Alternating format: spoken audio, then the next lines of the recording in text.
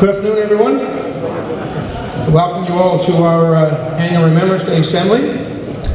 Certainly nice to see a fine crowd again. Certainly want to introduce my, a special guest that are here. Over on my furthest right, we have Captain Robert Wheeler, and he'll be bringing a presentation to us shortly. And I think this is the third or fourth member of the military we've had here over probably the last 6 or 7 years. So very nice to have you here, sir. I'm looking forward to your presentation. Constable Roach, we have Mayor Savory, and we have Reverend Rose. So certainly welcome them and the community to our assembly. To get things started, I'm going to call on Reverend Rose to open in prayer.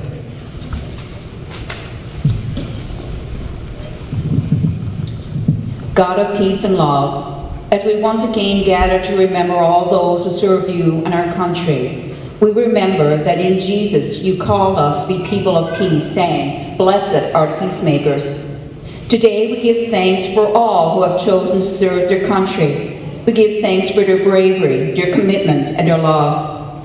But we know that when armies meet on the field, there are always some who don't come home. And so today we remember and pay tribute to those who went and did not return to loved ones left behind. We pray too for those who returned from battle forever changed by what they had seen. For those who bore and still bear wounds of body and soul. We remember those from within this community who have died due to armed conflict, who gave their lives for the sake of others. God of life, we give thanks for the love and bravery of all who answered in many different ways the call to serve God and neighbor in times of conflict. Bless, O Lord, those who continue to train and prepare themselves for active duty and missions. We think of their commitment to country, their sense of duty, their willingness to risk all, and we honor them. Bless those who have fought and valiantly died that we might enjoy liberty and freedom. May their sacrifice not be in vain. In your holy name we pray. Amen. Thank you, Reverend Rose. Next I call on Mayor Savory, bring a message on behalf of the town.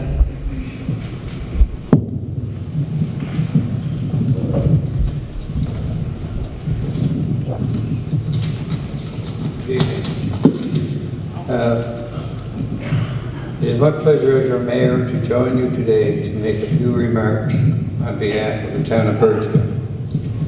Today is a very special day as we honor the veterans and those who served our country in both war and peace.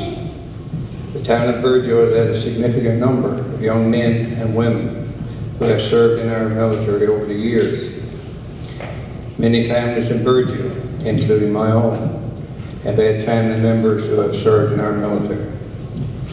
Unfortunately, we also have had to experience the loss of some of the members of our town over the years. Such losses have a terrible impact on families, friends, and our community. Most recently, we lost one of our young men, Don Ingram, and it is most appropriate that our town has a playground and memorial dedicated in his honor. It not only recognizes what he did for us as a country, but also as a reminder for all of us of the ultimate sacrifice that must be paid for peace in our country. Despite the advances we have made as a society, war and the potential for war is ever present in our world today. On behalf of the Town Council, I wish to thank you for your efforts to recognize and honor those who have given their lives to peace in our country, and for those who continue to serve our country as members of the military. All the best to each of you, and to those who have served to protect our country, and to those who continue to do so.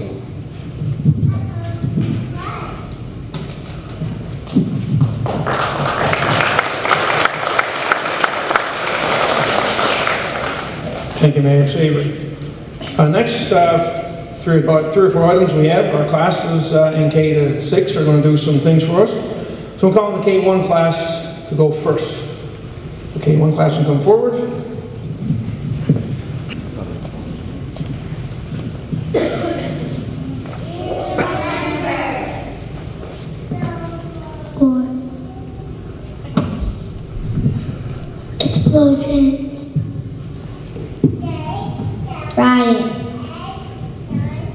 Empathy. Memories. Emotions. Memorial. Brave. Everlasting.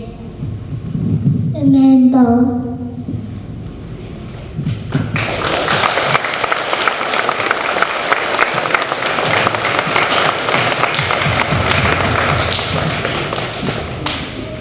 Amy just told me that was fun. Good job to the K1 class. And certainly thank you to Chloe and Lexi for stepping in for two of our students out here. Next we'll have our 2-3 class come forward.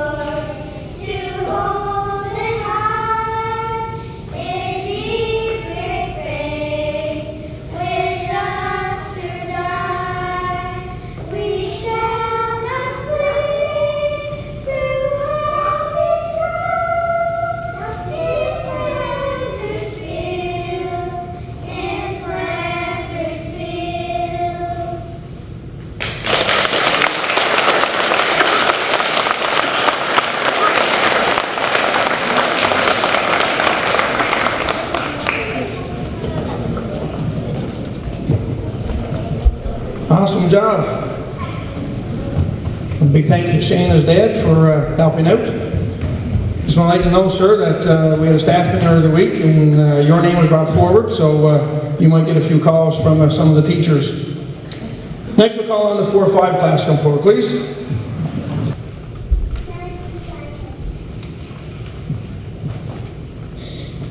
Peace looks like playing a game on my DS, the game Mario and Luigi. Peace feels like love and joy. Peace tastes like hot chocolate warm in a mug. Peace feels like slow music. Peace looks like the blue sky in the morning. Peace looks like sitting down at the beach, writing my name in the sand. Peace feels like my pet's fur. Peace sounds like me using my drum that I made. Peace tastes like the moose meat that Dad makes.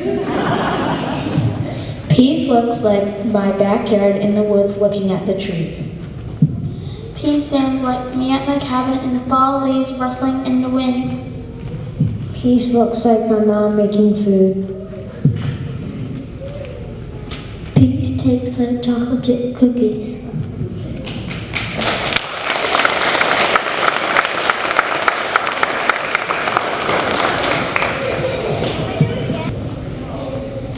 Dear Mr. and Mrs. Ingram, my name is Julie Ricketts. I'm 10 years old and I'm in grade 5. My parents are Trevor Ricketts and Trina Ingram.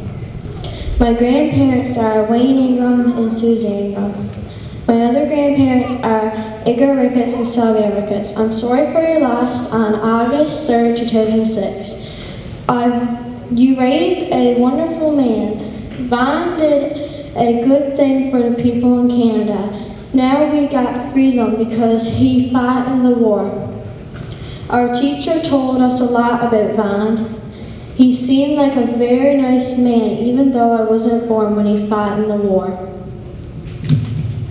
Dear Mr. and Mrs. Ingram, my name is Amia Symes. I'm 10 years old and in grade 5. My parents are Angie and Steve Symes.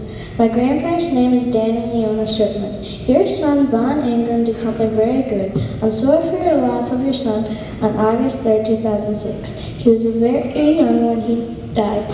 We have freedom because he fought in the war. Our teacher told us about Vaughn and about the war and how the playground is named after him. I think he was a very good man because he lost his life to give us freedom by fighting in the war. I think he had a good life and everyone will remember him because he fought to give us freedom. Have a good day.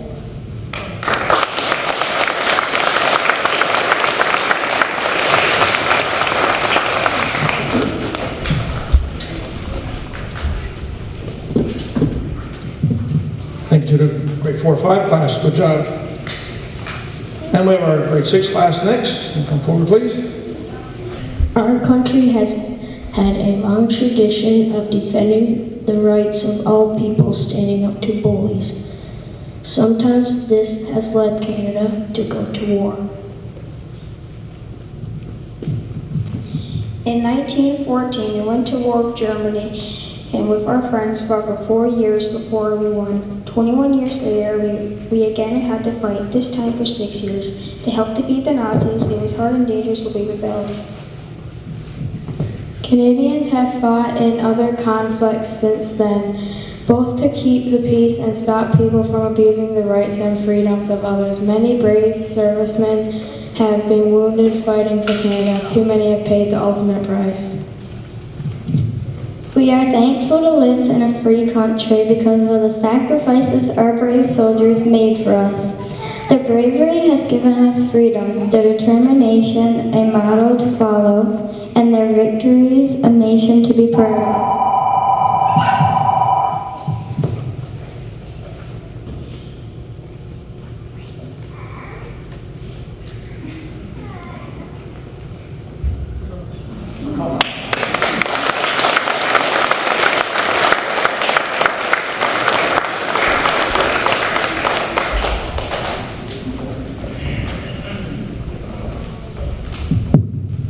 Thank you to the grade 6 class. The next one, going to call on 4 or 5 people to lay some wreaths. First one, call on Mr. Vatcher to lay a wreath on behalf of the staff. Summer Durnford on behalf of our MP, Honorable Goody Hutchins. Judy Pink on behalf of our student council. And mentoring, Vanna Thorne and Carly Ann. The mentors, actually, mentors and mentees made the wreath that's on the wall there. So call on those students, please.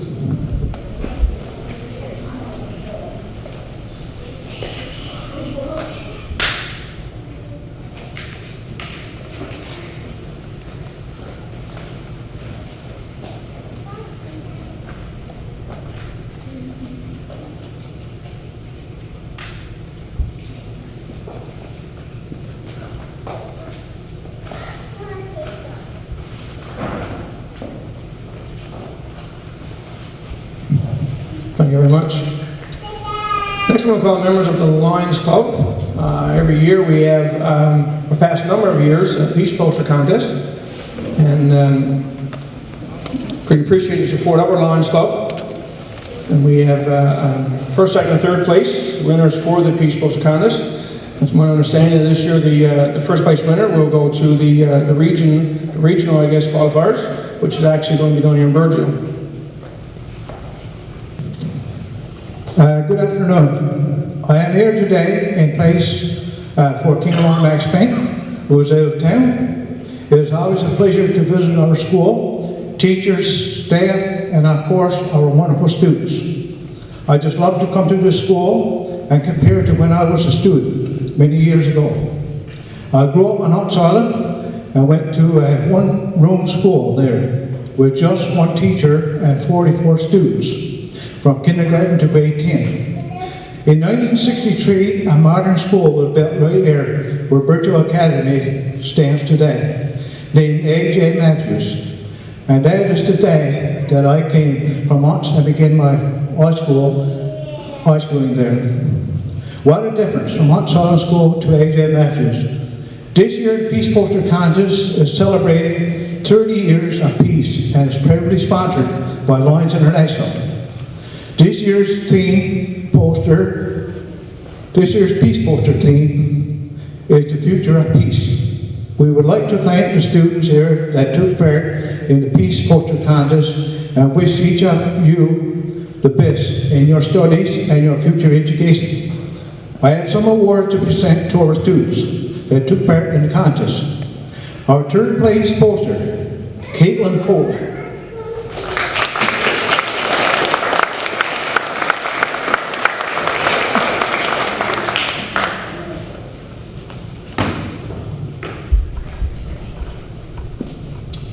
Our second place poster winner, Lily Warren.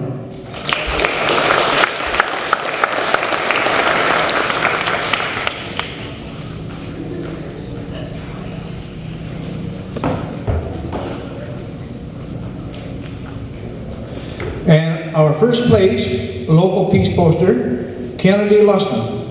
Congratulations to everyone.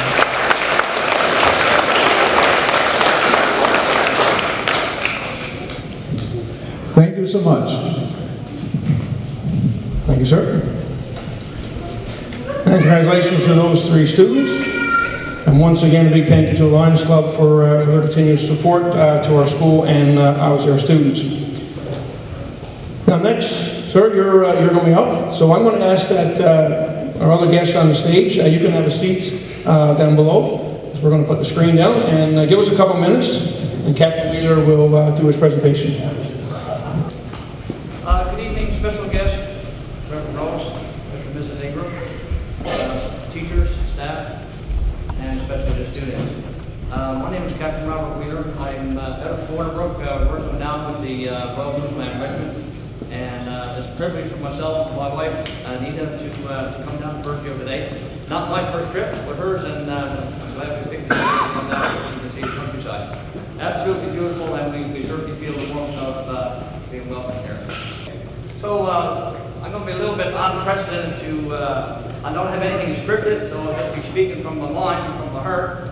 And I don't have the PowerPoint that was done to commemorate the 100th anniversary of Passion Neil.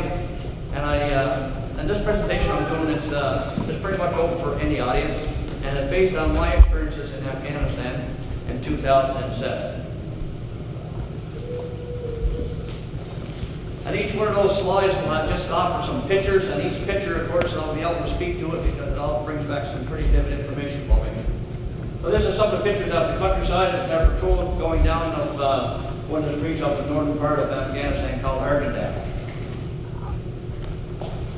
This presentation is I normally have it designed for open audiences, but mostly we scripted for our military counterparts, so we always have an outline of what we're going to cover.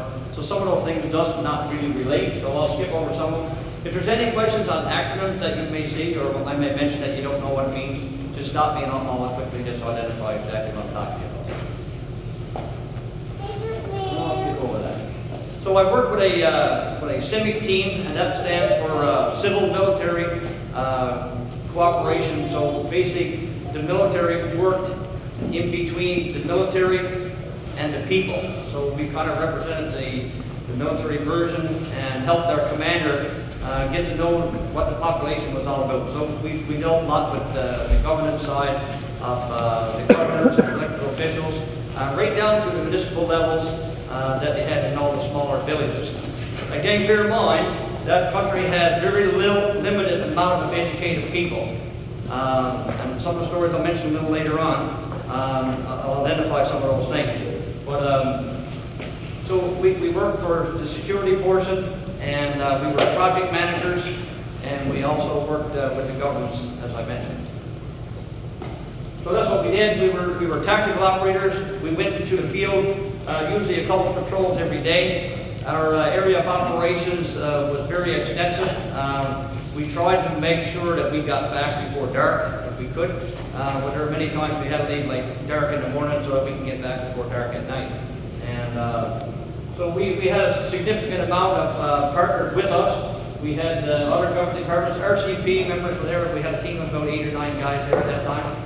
We had Corrections Services Canada there, so there was a prison. I'll show you a picture of that later on. And Saratoga prison was a very austere place. No electricity or things like that. I do have a few photos of that as well I can show you. Department of Affairs, and we also worked with DFAID. And DFAID were the people that had the money. So when we were doing projects, they were doing the funding and contracts and all those sort of things had to be in place. Some of the areas that we covered, you folks may not know anything about where it's at, but Afghanistan is a fairly large country, and we were working primarily in the southern portion of Afghanistan around Kandahar and the districts east, west, north, and south. As a comical side, I mentioned about some of our workplace issues. In my office in Cornbrook, for example, I complained that my chair is not that good. And I'm starting to get carpal tunnel because my posture in my chair is not that great. You know, but some of those here, the threats that we had for improvised explosive devices, suicide bombers, the heat was astronomical. Even though it takes, you know, sometimes we figure we can climatize in 2 weeks. With temperatures that reach on average day between 45 to 55 degrees Celsius, it takes much more than 2 weeks to acclimatize that. The Afghan pace, time versus distance, is always bad because they have no concept of time. Afghan people don't wear watches. There's no need. If you have a meeting this morning at 8 o'clock, well, they might show up at 11, and it might be 2 in the afternoon, and it may not be until the next day. But you know, we get all frustrated about that because the military is so regimental on our timing being tactful. They have no concept of time and space. So after a while, rather than getting irritated about it, you just accept it and go on with it. And their culture, of course, is way different than ours. And we never try to impose our Western culture upon those people. We just try to learn a little bit more about theirs. And bear in mind that Afghanistan has been a country of war and conflict for a very long time.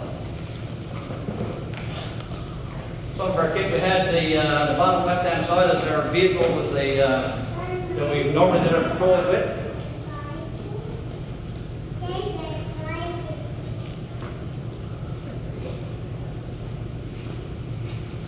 Some of the pictures of the countryside. This guy here, he's our public affairs officer. So you can imagine you're working with NTV News or CBC News television, and that's what he's kitted up like when he goes with us. Every time there's an incident, we go for patrol. We take our public affairs guy. And you know why? Because when something bad happens, we want to get our message out first. Because we were trying to defeat a counterinsurgency, and we had to get our messages out first. Because otherwise, then they would blame the military for whatever loss came their way. Security on the bottom left there, you can see every time you go into a camp, you have all kinds of security out, wire entanglement, that kind of stuff. So that's just pretty much the routine. On the bottom right, it looks like a forest. It's not really a forest, but I guess maybe it is. It's not the forest that we're used to here in Canada, the Burgeo forest. That there is a marijuana forest. So when we talk about the troubles with drugs and all those things, I mean, that's part of their economy. Photos of terrain, some very, very nice pictures there for give you an idea of what the terrain looks like.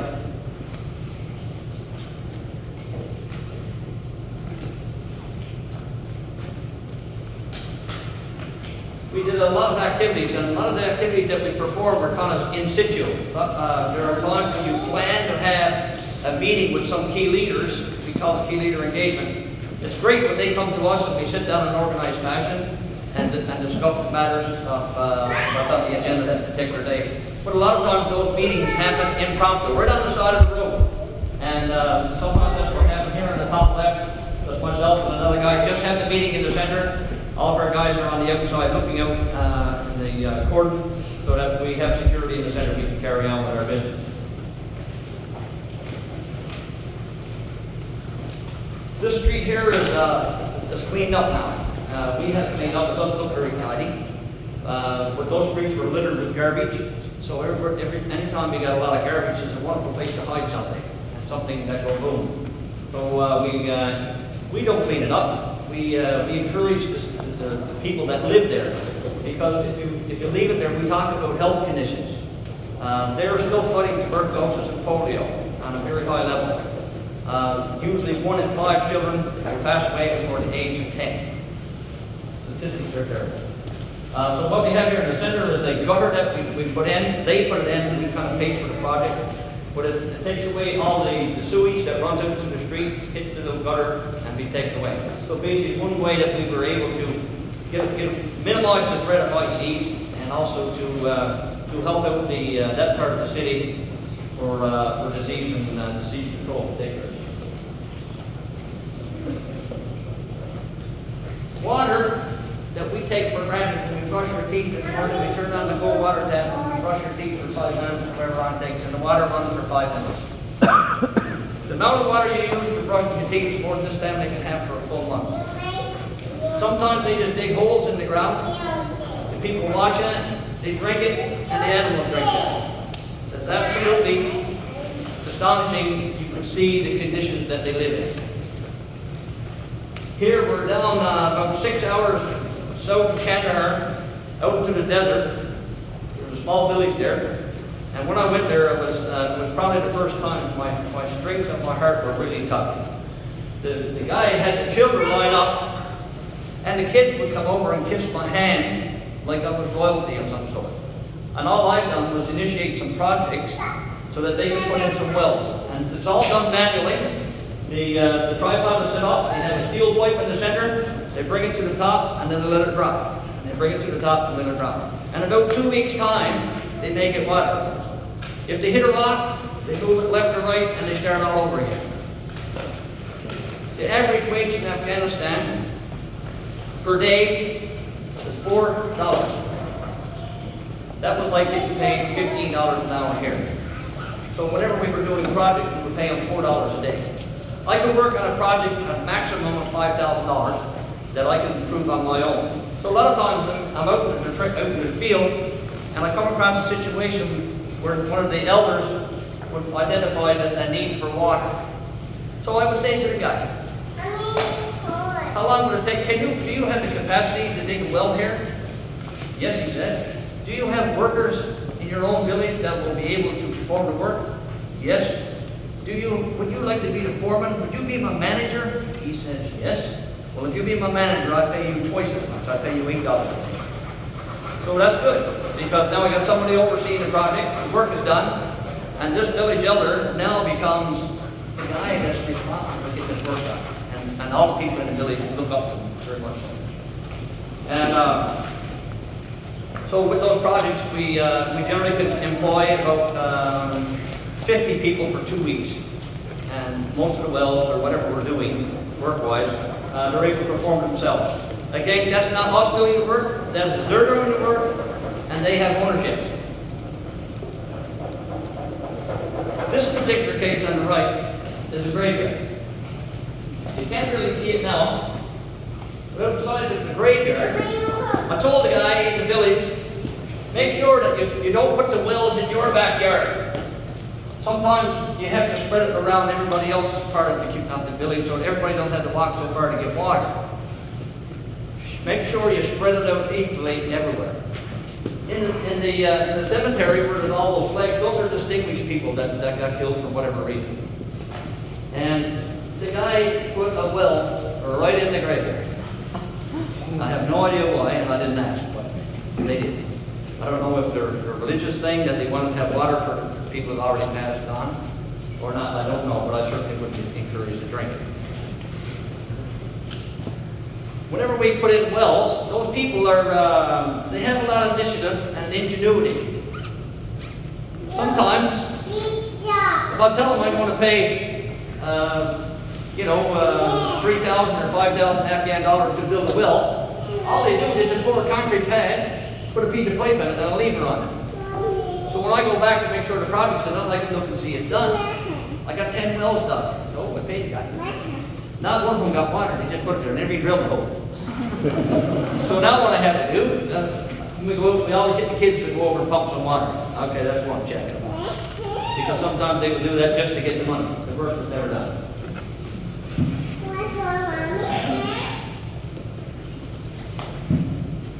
This is not an uncommon thing to see. On the bottom right there is a camel, and some of the other photos will show you after. But I'm just amazed by those animals that they can survive, and there's no food. I don't know what to eat. Top right there is a photo of a young fellow that I had posing for me. He was following me around this little village.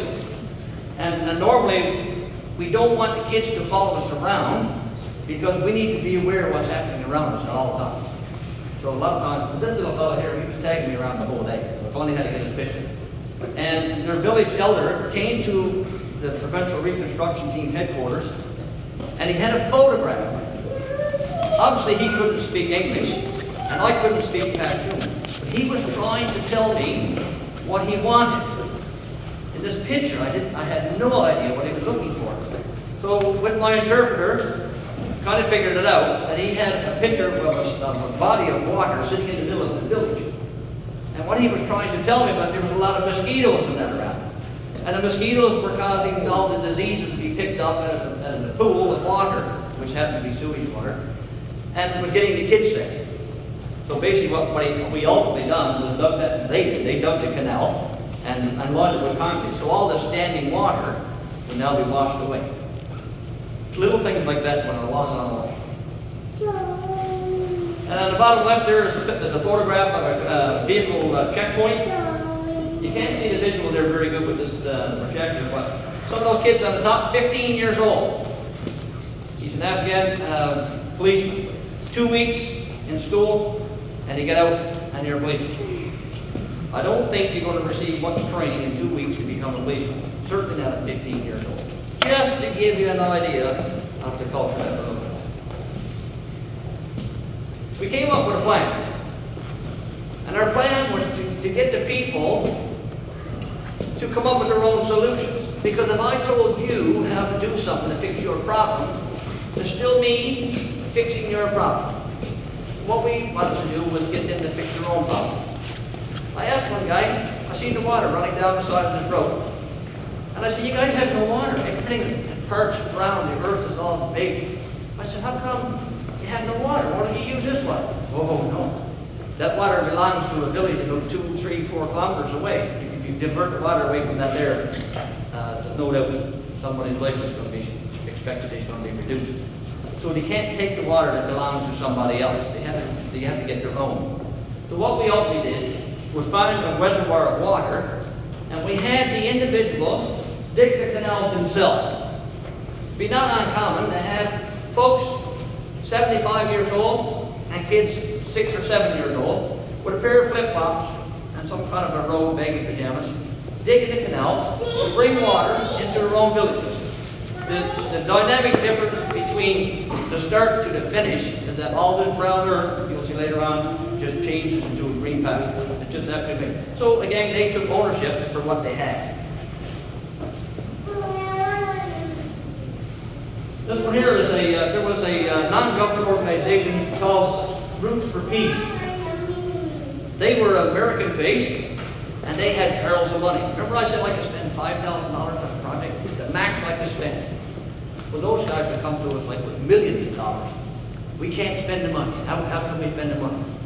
So one of my counterparts came up with an area that they built a pomegranate nursery.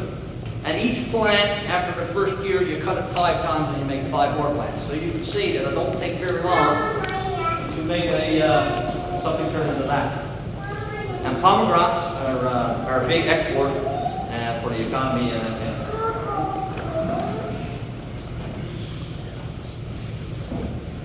No, I'll leave that. I already mentioned to you about key leader engagement, so I'll leave that one. This one here on the far left was one of the governors. He was elected. He was elected governor, but the people didn't care that he was elected. The guy on the other side, he's what you would call a tribal chief. So he owns the village. He is an elder that is extremely well respected, and they have little or no respect for elected officials because he hasn't done anything. So you want something done, you gotta go see the guy. He's a village elder. He's the chief. Afghan National Police were obviously close partners for us guys every time we did things.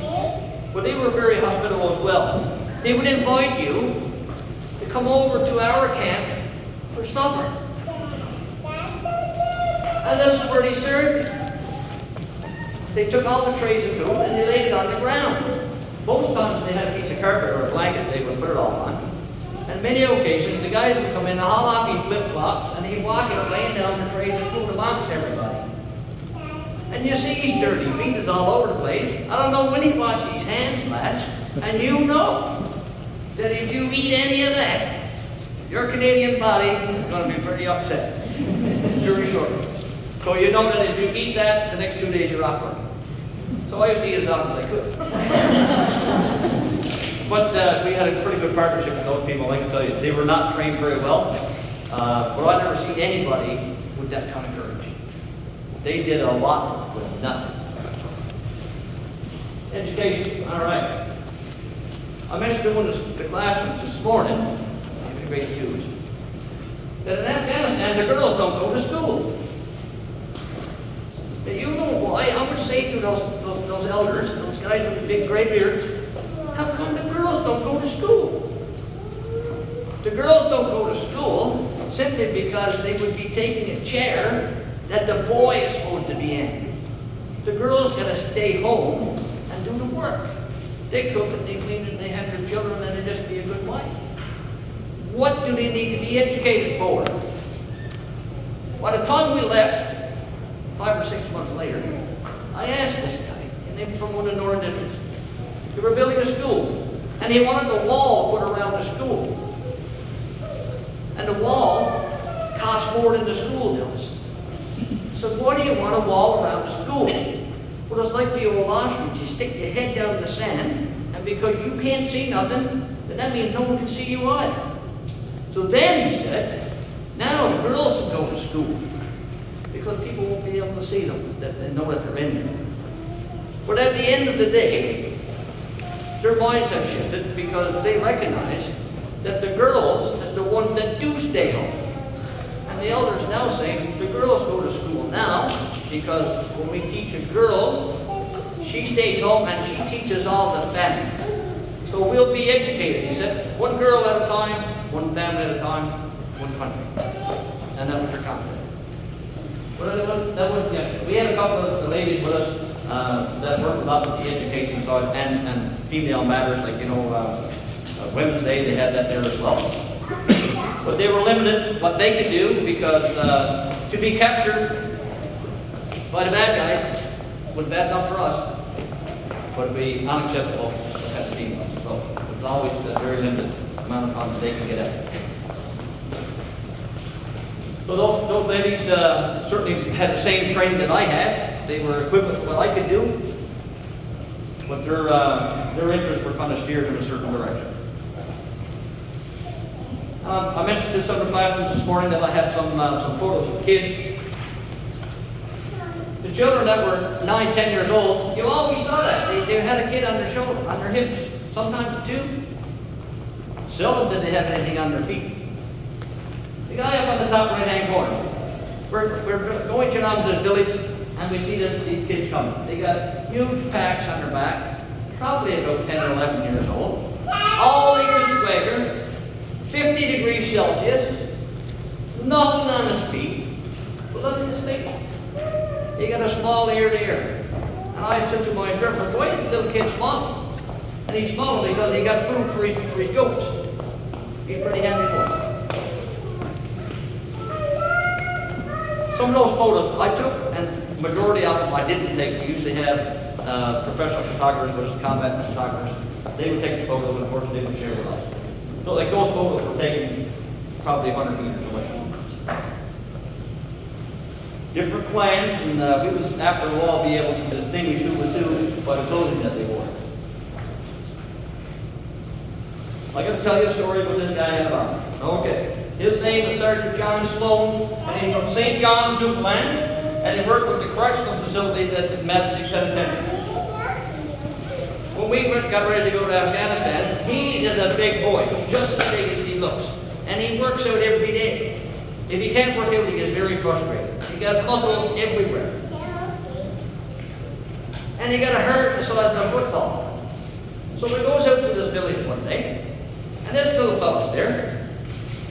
And he puts his hand on his head. He says, my name is Sergeant Sloan, he said. I'm from St. John's, Newfoundland. Now the guy doesn't even know where Canada is. Where are you from? I'm from St. John's, Newfoundland. When I'm not doing this with this army uniform, I'm a soccer coach. And he said, because I'm a soccer coach, I like to be around the kids and teach them how to play soccer. And if I had a soccer ball, he said, I'd give it to you. But I don't. So I'm like, what are you doing? We did have some journalists from Edmonton with us that day. So someone captured what he said. And when they got back to Edmonton, they put it in the Edmonton Journal. 2 weeks later, Sergeant Sloan gets a phone call at the French Reconstruction team in Kandahar saying that there's 5,000 footballs being shipped to you in a sea container. So like, we don't, our job is not to give away footballs or soccer balls because it takes away from what we really need to do. But if they'd give us the money that they pay for those balls in Edmonton, we could have bought 500,000 soccer balls in Afghanistan. And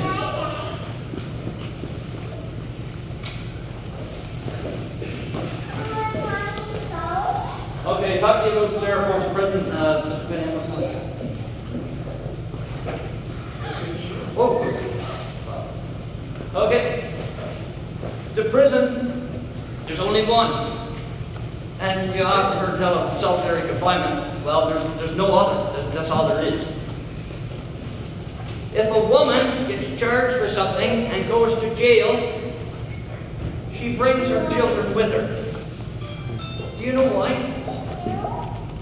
Because if she don't take her children with her, when she gets out of jail, her children will be no more. They will be gone. Somebody will take them into slavery. There'll be obviously unsurmountable amount of horrific abuse that you can possibly think of.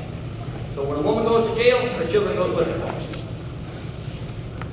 There's a breaker cell, guys, chained up in a little cage. That's basically what they got. I don't know who they are, but oh, this little guy, you know what mosquitoes are like in Canada sometimes? You get out in the backyard and barbecue, and Dad's just after mowing the lawn and all the mosquitoes are everywhere. Well, those little critters, they're called camel spiders. And when they bite, they take a chunk out of you. But they're large enough to see, so like, you know, they're almost the size of a small frog, really. So we just stay away from them. You can get into their face and they'll take it. There's worse hazards than that. They burn toilets. But those little guys, rattlesnakes were pretty much everywhere.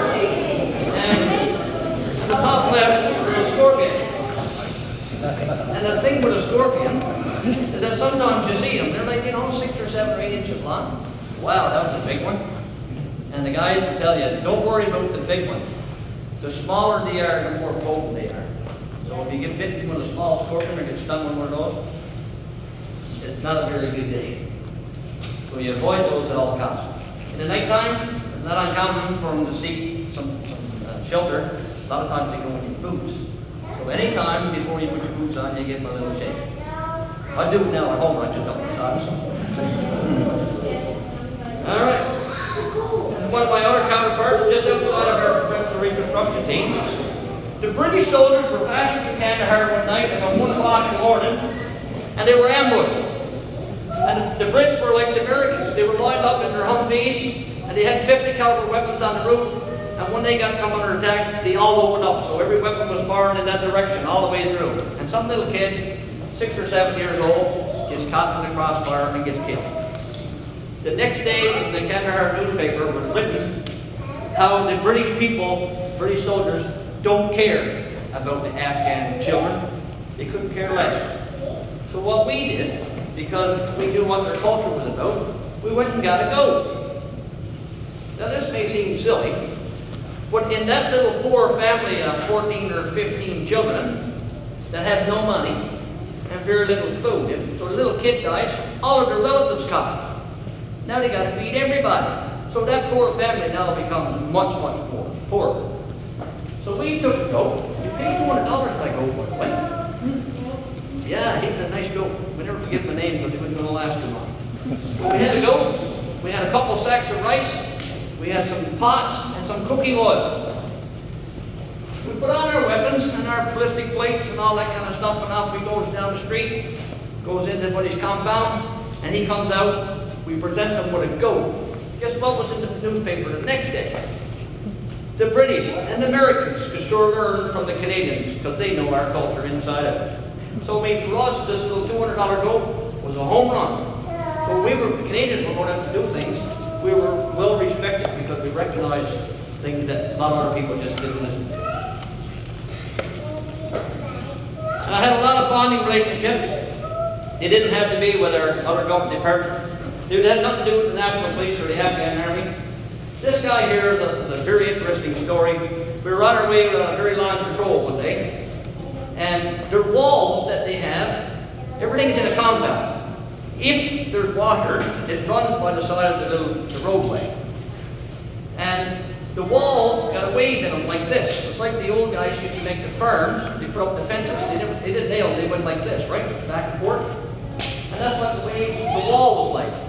So whenever our vehicles came up to where the wave came out, and we only had like 6 feet, we couldn't get around it, we would be down in the soft mud. And we were about 6 hours from camp, so that was a bit of much of a risk. So our vehicle stopped, the radio comes on, says, you know, sir, what are we going to do?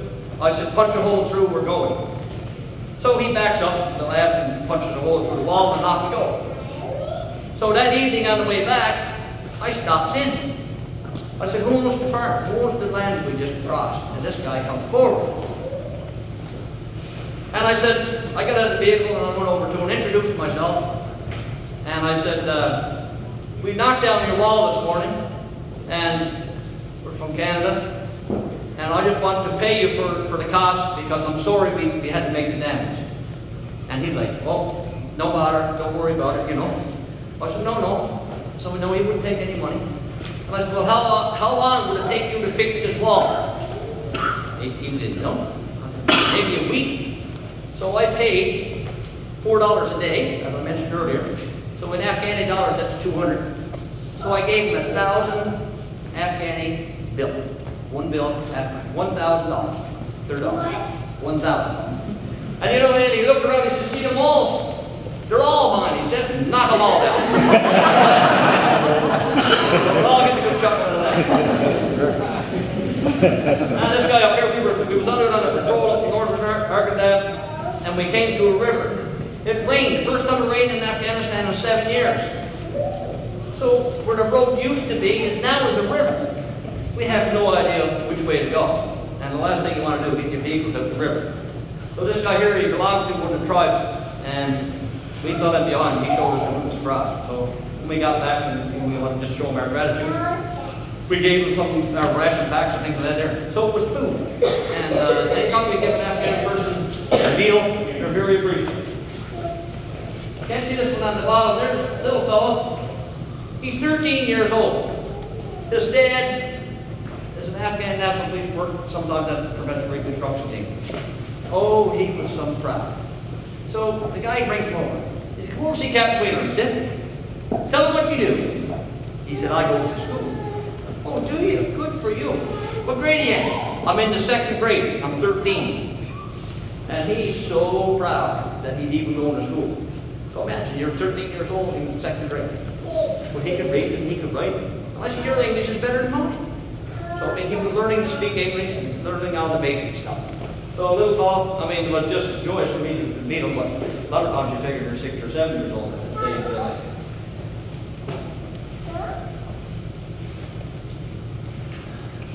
Top right-hand corner is something that you see, but to you guys it makes no difference. It doesn't mean anything to you. When we often say, I got your 6 o'clock, that means you can face that way, you don't have to worry about that way. And every time we go on patrol, that's the way we do it. You got my back and I got yours. And that's for real. Because you got to get the guy you trust him with your life.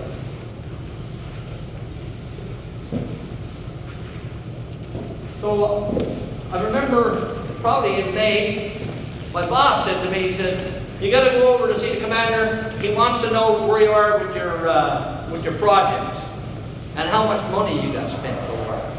I think I was about halfway through. I had 26 projects completed, but I had another 100 ready to go. So I put them on a little map. I said, this is what we done. This is in February. This is what we had started. And this was in March. And this was in April. This was in May. This was in June. This was in July. So we had lots and lots and lots of projects. So every time we went into a village and started a project, that village was kind of taken to our side. Not so much on our side, but the side of the government, the elected government, where President Karzai was the president. So they were kind of more in favor to support the government rather than support the Taliban. So we just talked about what we did, you know, for the ODDs. They came with money, but they couldn't get out. So every time we go out, we come back and we do our reports, and we share all the information we could with them. We were facilitating for all the government officials for a lot of things. We were trainers, we were mentors, and implementers. So we helped them to help themselves. Basically, that's what we did. Because if I tell you, I'm going to build you a school, I'm going to build it over there. And if you build it in the wrong place, it's still my school, and you build it on my land in the wrong place. Rather than, how much would it cost you to build a school? Can you build a school? Where would you put it? They build their own school. They build it with their own hand. At the end of the day, they own it. So this is 10 years old, so it's a lot of accomplishments since then. Bottom left-hand corner, female police officer. That's almost unheard of before 2007.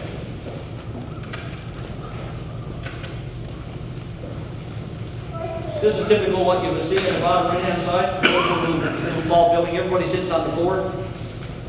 And it was, you couldn't, they say that if you showed someone the bottom of your feet, it was almost like giving the one bird. So you couldn't show people the bottom of your feet. It was very rude to do that. Some people, I see you're doing it, you sit down with your legs crossed like that. How do you do that? I can't do that. So I go out to a meeting, I gotta sit down like this. I can't do it because my legs don't allow me to do that. I don't have the flexibility. So I say to the guy, I said, I can't sit like you all sit. I'm going to have to sit like this, with my legs straight out and I can cross my legs. Hope that's not offensive. And then you're asking basic permission. So they're all okay with it. No big deal. Little things that go a long way. You know, you can't talk to anybody with dark glasses on. It's rude to talk to someone with sunshades on, right? Our sunshades are ballistic eyewear. In the event of a blast, it protects your face and protects your eyes. So we wear them all the time. So I meet a guy on the side of the road, and I got my dark glasses on. You know what he's thinking? How rude. So I take off my glasses, and I introduce myself. And I said, I find the sun so hard on my eyes. Do you mind if I put on my sunglasses? And these, of course, don't mind at all, because he just gave you permission to do something. So he's okay with it now. So you put on your ballistic eyewear and you carry on with it. Little things like that, so you're not coming across a rude and arrogant.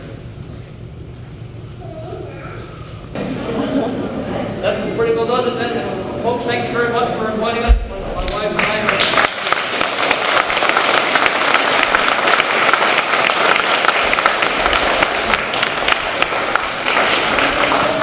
Before we go, just certainly want to thank all our special guests and our kids for coming on today, and certainly to Captain Wheeler. It's certainly nice to get a presentation and get your viewpoint of certainly what you've gone through and what you've seen. I'm going to ask Reverend Rose to close in prayer, please.